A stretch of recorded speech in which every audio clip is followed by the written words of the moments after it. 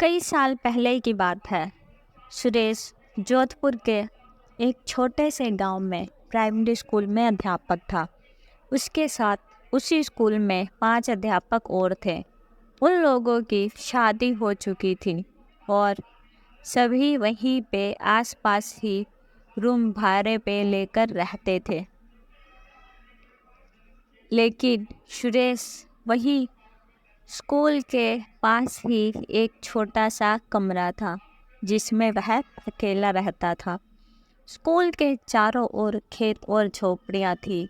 School गांव से थोड़ी ही दूर पर था। स्कूल में बिजली नहीं थी और वह अकेला अपने कमरे में लॉलटेन जला के खाना बनाता और खाकर सो जाता था। तभी उसके एक दोस्त ने बोला कि आप अपना टाइम कैसे निकालते हो? कल से हम लोग खाना खाने के बाद रात में तुम्हारे पास आएंगे। तुम्हारा भी थोड़ा हंसी मजाक में टाइम पास हो जाएगा। दूसरे दिन स्कूल से छुट्टी होने के बाद घर पर जाकर खाना खाकर अपने कहे अनुसार सुरेश के सारे मित्र रात को 10 बजे उसके घर पर आ गए और वह सभी बात करने लगे।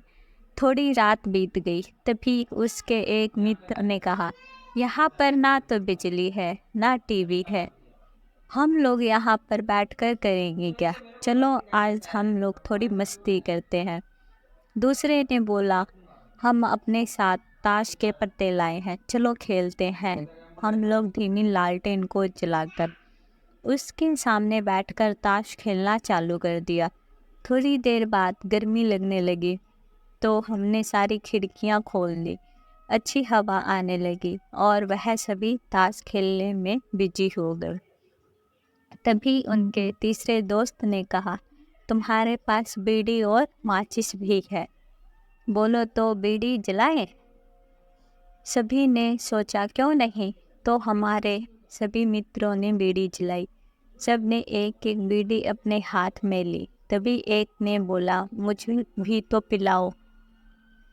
सभी ने हंसकर बोला, क्यों मजाक कर रहे हो? अभी तो तुमने बीड़ी अपने हाथ में ली थी। तो उसने बोला कि मुझे तो दिया ही नहीं। सभी को लगा कि वह मजाक कर रहा है और उसने यह बात हंस के टाल दी। दूसरे दिन सभी दोस्त घर पर फिर से आ गए और बीड़ी ताश के पत्ते खेलने लगे। यह सिलसिला काफ़ी देर तक चलता रहा। तभी सुरेश को लगा कि खिड़की से कोई लंबा सा हाथ अंदर आया है और उसकी बीड़ी लेकर चला गया। तब तो मानो उसके होश उड़ गए, लेकिन उसका चेहरा क्यों नहीं दिखाई दिया, क्योंकि बाहर अंधेरा था और लालटेन धीमी जल रही थी। यह घटना 4-5 दिन तक उसके साथ होती रही।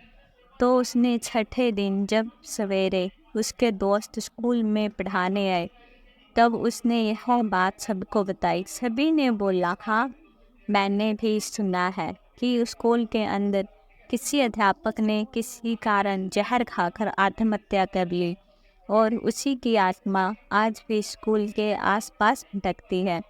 एक दिन एक मित्र ने बोला, आज हम उससे पूछेंगे कि आप कौन हो, क्या पता कोई आदमी ही हो और हमारी तरह वह भी रात में टाइम पास करने आता हो।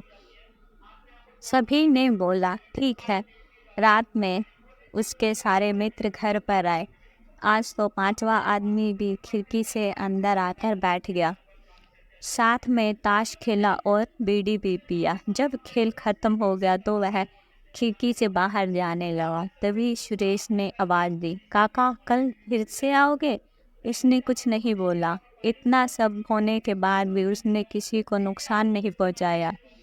तभी हमारे में एक दोस्त ने उसके मुंह पर टॉर्च जलाई और सुरेश ने उसका हाथ पकड़ लिया, लेकिन टॉर्च के सामने सब लोग उसका थोड़ा बहुत चेहरा देख पाए। वह काला काला आदमी, मटमैली सफ़ेद रंग की धोती और मुंह पर बहुत सारे चेचक के निशान थे। सब लोग डर गए। सब ने बोला, चलो गांव वालों को बताते हैं। सभी ने सोचा कि बच्चों के भविष्य का सवाल है, कोई अपने बच्चों को स्कूल में पढ़ने के लिए नहीं भेजेगा। तभी एक दोस्त ने बोला, चलो कल से यहाँ पर यह जलाया गया था, वहाँ पर बीड़ी माचिस ताश के पत्ते रख देते हैं, क्या पता इसको भी इन चीज़ों में दिलचस्पी हो। दूसरे दिन सभी लोगों ने ऐसा ही किया, तो वह रात में अंदर खेलने के लिए नहीं आया। सभी 4-5 दिन में एक एक बार रख कर आते थे। एक बार गांव वालों ने देख लिया तो उसने पूछा, तो सुरेश और उसके दोस्तों ने सारी बातें बता दी। तब से आज भी गांव वाले बीड़ी माचिस ताश के पत्ते हफ्ते में एक बार ज़रूर चढ़ाते हैं, और आज वह आत्मा किसी को परेशान नहीं करती।